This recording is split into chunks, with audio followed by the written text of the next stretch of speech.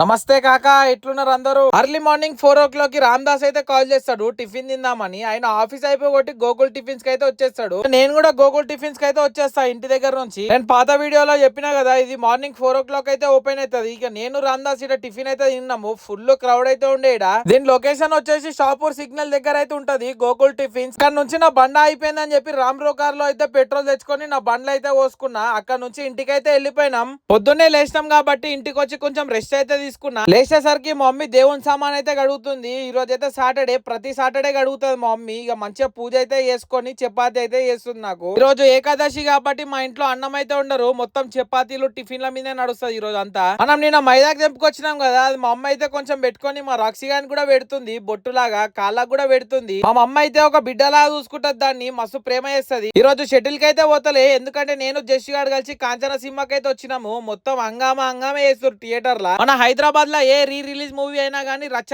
వేయాల్సిందే. సినిమా అయిపోయినాక ఇంటికైతే వచ్చేసిన. మా అమ్మ అయితే చిన్న పని చెప్పింది, దుర్గాని అయితే వేసుకొని పోయినా. చైర్లు ఇంకా గ్యాస్ అయితే ఇచ్చిరమ్మంటది మా మమ్మీ మా మామ వాళ్ళకి. ఇలాంటి మరిన్ని ముచ్చట్ల కోసం ట్రావెల్ విత్ బంటిని ఫాలో చేయండి.